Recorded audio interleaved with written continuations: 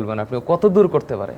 আর কিছু কিছু লোক আমাকে আগে বলছিল, ভাই আপনার কিছু লেখালে আমারে বইলেন, একটারও পাই নাই, কিচ্ছু হবে না ভাই, আমরা আছি আপনার পাশে। এই কথাটা যখন বলে আমার তখন হাসি লাগে, কই আমি তো তোরে পাশেই পাইলাম না। তো আমি অবশ্যই এটা আবেগের কথা, মানুষ বলে আবেগের দরকার আছে জীবনে। আমার ফ্যামিলি আইনজীবী খুঁজতে খুঁজতে আর কোর্টের পিছনে দৌড়েতে দৌড়েতে অস্থির হয়ে গেছে। এবং আমার লয়ারের সাথে আমার এখনও কথা হয়, আজকেও কথা হয়েছে, আমাকে ফোন দিছে এবং আমাকে বলছে, ভাই আমি যার জন্য কাজ করলাম আপনাকে তো দেখলাম না এখন পর্যন্ত, আপনি একটু আসেন। তো ওনার সাথে আমার কথা হয়েছে, শুক্রবার ইনশাল্লাহ ওনার সাথে আমার একটা মিটিং হবে। তো উনি আমাকে বললো যে আপনার জন্য আমি ভয়েস রেজ করছি, কিন্তু আপনাকে আমি আজ পর্যন্ত দেখতে পারলাম না। এখন পর্যন্ত ওনার সাথে আমার মিটিং হয়নি, যে আইনজীবী আমার জন্য কাজ করছে। তো কোর্টে দৌড়াতে দৌড়াতে, হাজতে দৌড়াতে দৌড়াতে, থানা, ডিবি পুলিশ, কোর্ট আর জেলখানা, আমার ফ্যামিলি না, আমার সানির, রিপন স্যার, মনির স্যার, এই আমার শ্বশুর এবং হচ্ছে আমার অফিস অ্যাসিস্ট্যান্ট রাজরেও তো মানে আমার তো সবচেয়ে টেনশন ছিল ওকে নিয়ে। আমাকে যদি একা ধরতো, বিশ্বাস করেন আমার কোনো টেনশন হতো না।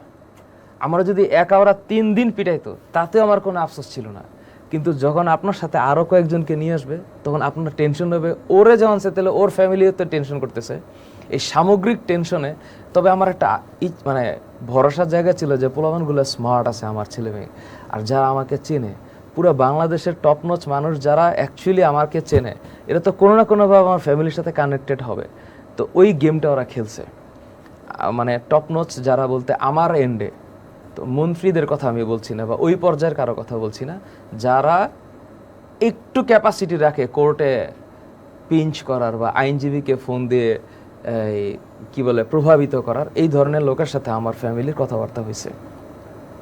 তো কষ্টটা আসলে অনেক। আমি জানতে চাই না ওদের কাছ থেকে যে তোমরা কি করছো। ছোট ছোট কিছু ক্লু পাইছি, এরপরে আমি রিগেইন করতে চাই না, তাহলে ওরা আবার কষ্ট পাবে। তো কষ্টের জিনিসগুলো আমি ডিসকাসই করি নাই ওদের সাথে। 5 আগস্ট বা 36শে জুলাই, যে সময়টাকে আমরা বলি বিজয়ের দিন, সেই বিজয়ের দিনে আসলে কি অবস্থা ছিল? সেই দিন কখন বুঝলেন যে আমরা আসলে বিজয় পেতে যাচ্ছি? একদম এক্স্যাক্টলি মনে নাই। জেলের ভিতরে কি হয় জানেন, মানুষের কিছু করার থাকে না। পুরা 24টা ঘন্টা মনে হয় 2400 ঘন্টা, এক একটা মিনিট বলে বলে যায়, কিছু করার নাই। তো 4 তারিখে একটা আওয়াজ উঠলো, কি লোকজন তো খুব মানে ট্যালেন্টেড, এক বিল্ডিং থেকে আরেক বিল্ডিংয়ে দেখলাম ওরা নাকি বিটিভি দেখতে পায়, অবাক। তা আমরা জানলা দিয়ে একটা চিৎকার দিই, কিরে আজকের খবর কি? ওই বিল্ডিং থেকে আরেকজন বলে, ভাই খেলা কিন্তু জমছে।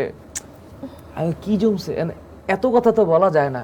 তো ওদের ঘরের মানে এক জেলখানা থেকে আরেক জেলখানা, ঘরের ভিতরে মানুষের মুভমেন্টটা দেখা যায়। তো ওরা দেখলাম খুব হ্যাপি মুভমেন্ট আছে। তো আমার যে কারারক্ষী ছিল, যার সাথে আমার ফ্যামিলির কমিউনিকেশন হয়েছে বা আমার কমিউনিকেশন হয়েছে,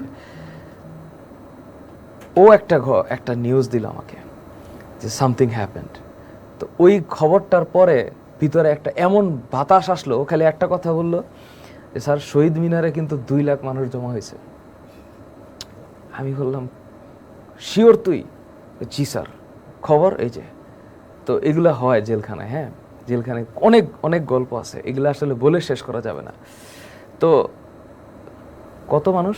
2 লাখ মানুষ জমা হয়েছে। তারপর স্যার পুলিশ তো ইনঅ্যাক্টিভ। ওখানে 2টা লাইন আমাকে বইলা চলে গেছে। তো আমার রুমের সবাই জানতো যে আমার কাছে ইনফরমেশনটা আসে, বাকিদেরও ভাই।